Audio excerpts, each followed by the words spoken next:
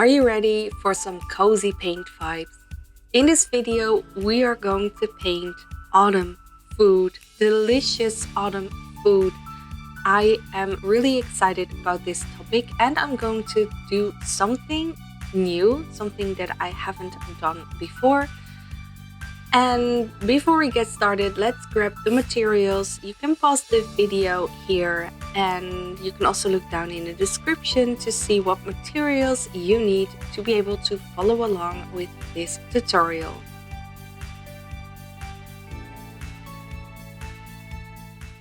And when you have grabbed your supplies, let's start with doing the sketching, creating the composition for what we are going to paint.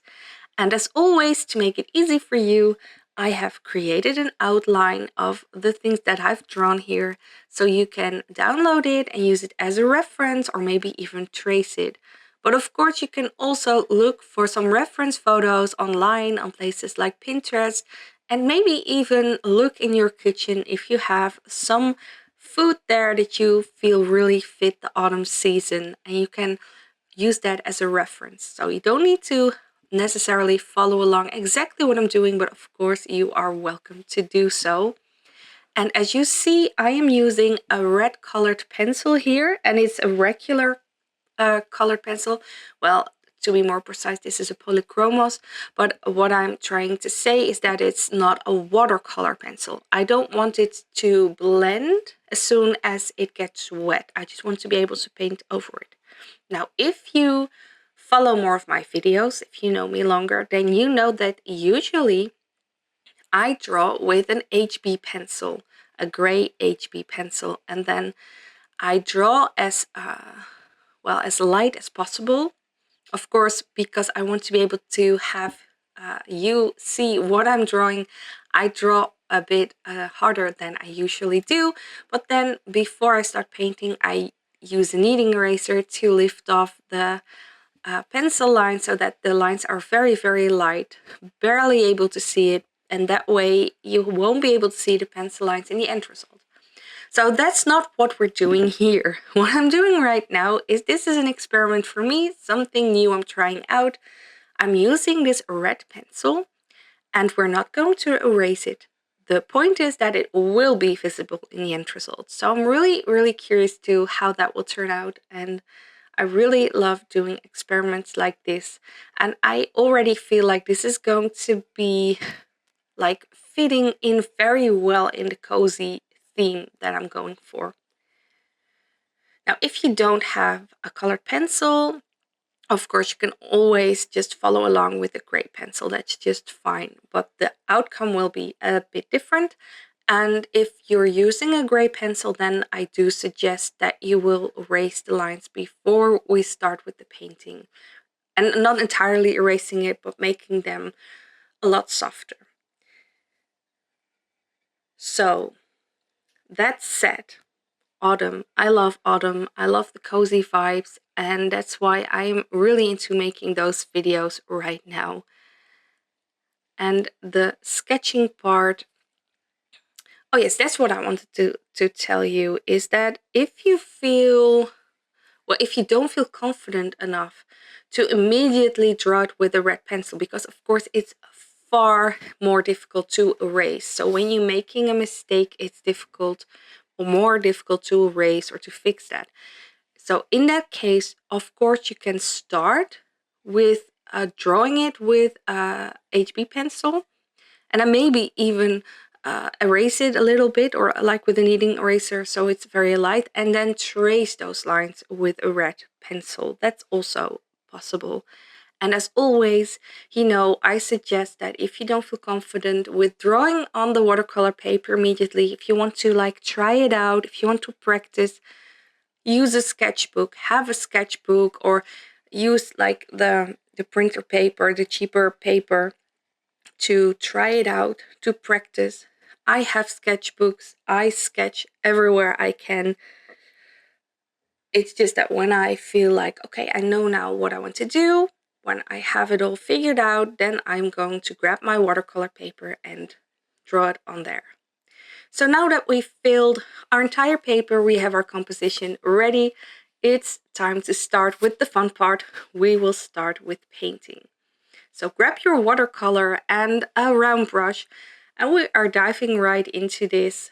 As you can see, I am using a ochre light brown color to paint this cinnamon bun, I think it is. I know what it is, but I think that's the English translation. And I like to use some burnt umber right away while the paint is still wet to trace those lines. So when you do that, you don't expect them to be crisp. You know they are going to blend in with the rest of the paint, but that's what I'm going for now. We can add details later. I'm also adding a little bit of burnt sienna so that it comes nice warm. And what you have maybe see me do is when I feel like the color is too dark, when it's still wet, with a dry pencil, you can lift off the excess paint so that it becomes lighter again. So the bread, we also use the same colors. And as you see, I'm painting very loose. And of course, I always try to stay within those lines. That's the magic.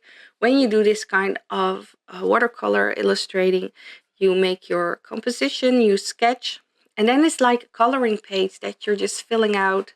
So it becomes more easy. You can really focus on where you want to go. And then we are going to work in layers. And the first layer is always wet on wet. So whatever things that you want to have as a first layer, what kind of color, or maybe like an effect. As you see these chocolate chip cookies, I'm already painting those like chocolate chips in there, but because the paint is still wet on a lot of places, it's really like blending out with the layer beneath it. But that's the effect that I'm going for at this point deliberately. And I'm using all the same kind of colors. I have just a few colors right now. That's what I really love about doing this. You know, you want to make it like one big composition and have it fit together. Okay, so for the shading, I'm using a burnt umber, and I make sure that I have it with a high pigment, less water, so that's becoming extra dark. So still adding some extra colors in there for the apple. And as you saw, because the paint was still wet, the red was blending in with the yellow. And I fixed that by lifting off with my dry brush the excess red, but still I allowed it to blend in a little bit. And with this soft blending, I really love the effect. So that's with the watercolor. It's a very unforgiving medium. If you touch another wet area, it's going to blend in. And if that's on a place where you don't want it to happen, or with colors that you don't want to blend in, that's really something you would like to avoid. But if you are going for the loose watercolor vibe, and if it's not too not a big of an issue when the paint is blending in together, I suggest to just make the decision for yourself if you want to take the risk of the paint touching the other paint. Like, for example, if we would draw a portrait right now of an animal, and we're also using the same colors for the fur and everything, but I already wanted to paint in the eye with indigo blue, that's a big no, because you know you're not going to get a crisp eye. It's going to blend in with everything, and then like the entire head of the animal is going to be blue. So then you really need to wait to have your paint dry before you're going to add a detail like that. But for this first layer, just have in mind we're going wet on wet, we're going loose, and that's the effect that we're going for. It can be a little bit messy. That's totally fine. And maybe that's what I love about this exercise, well, experiment, I must say, that I have the reddish pencil lines and they're still visible because they are already giving me details that I wouldn't have if I would have used gray pencil lines. I would have erased them. Then you wouldn't be able to see them. But because you see those red lines now, you already have details and the watercolor can be messier. I hope that made any sense.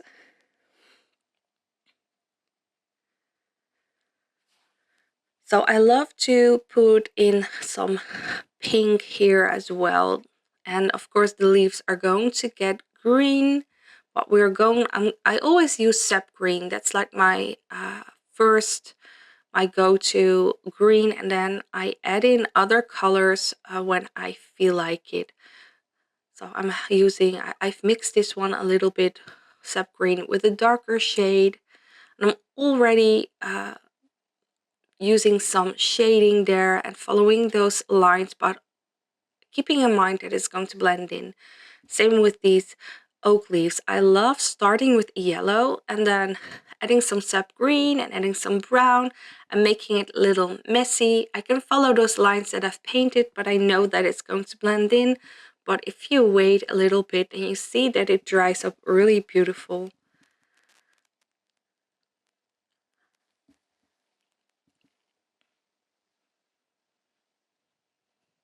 So now we almost have our first layer of every piece in our composition, and at that point it's time to wait until it's dry. Of course you can use like a dryer, you have a hair dryer or you have a special art dryer for this.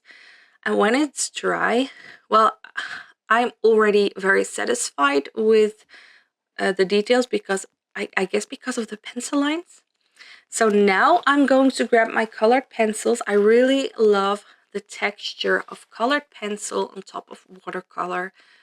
So I'm using it for a little bit of shading, but also because you're using the pencil on the watercolor paper, on the texture, I love to get that texture out a bit. So I'm very gently stroking over the paper, and I'm doing it a little bit harder, with harder pressure where I want to have it darker, where the shading needs to be, and then with very low pressure on the other pieces so that it's just having a little bit of the texture. And what I most often do, I pick a few colors of my colored pencils and use them on all or almost all of my pieces in the composition, because this way you can get some cohesion between your art pieces and this everything will become whole. Of course, this is not like a composition that is how do you say it? It's all separate pieces. That's what I want trying to say. This is I have created clip art in the past, and this is something that would be able to be used as clip art as well. And then I love just drawing separate pieces, but it's not like a composition where everything is combined into one and like you have a scene. It's not a scene. I love doing that. Maybe I should do that.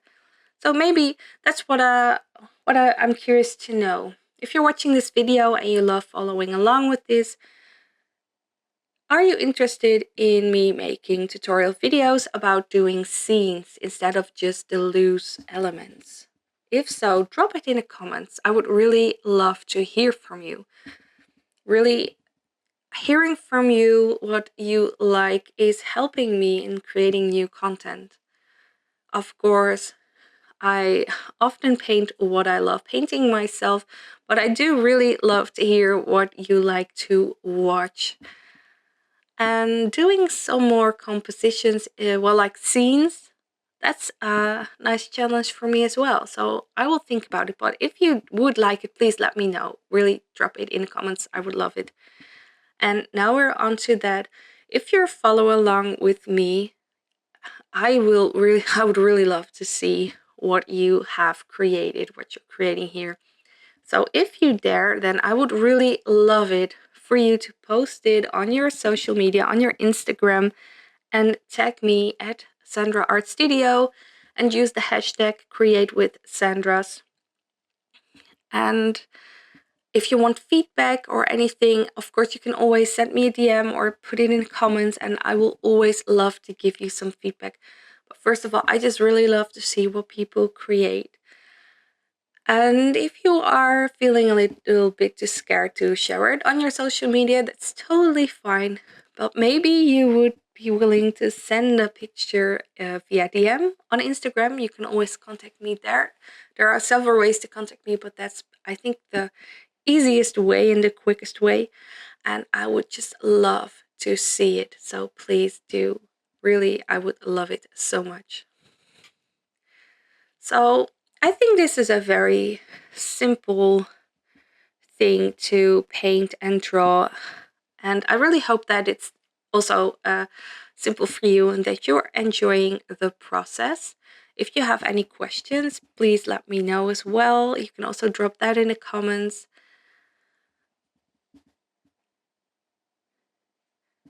So I'm going to create some more in-depth courses that will be available on Skillshare soon. And if you feel like you need to have more in-depth growing of your watercolor and drawing skills, then you can always find me there. But I will update that on my YouTube channel as well. So if you are following me, then you sure will be notified. Okay, so I decided that for the white cream on top of the pumpkin pie and some other spaces where I think it should be more white, I'm using white gouache. So maybe that's a little bit cheating because of course there's no white watercolor. But I really love the effect, and I think it really makes the illustrations better when they are a little bit more white. So, and at this point, we're doing some mixed media anyway, so. And I'm really happy with how this is turning out. And I hope that you are happy with how yours is turning out as well. So I really hope that you enjoyed this video. If so, please give it a thumbs up. And if you, as I said, if you haven't subscribed to my channel yet, please do and hit that bell notification. Of course, don't forget to sign your art. And yes, enjoy your artwork. I'm really happy that you have watched this video, and I really hope to see you in the next one.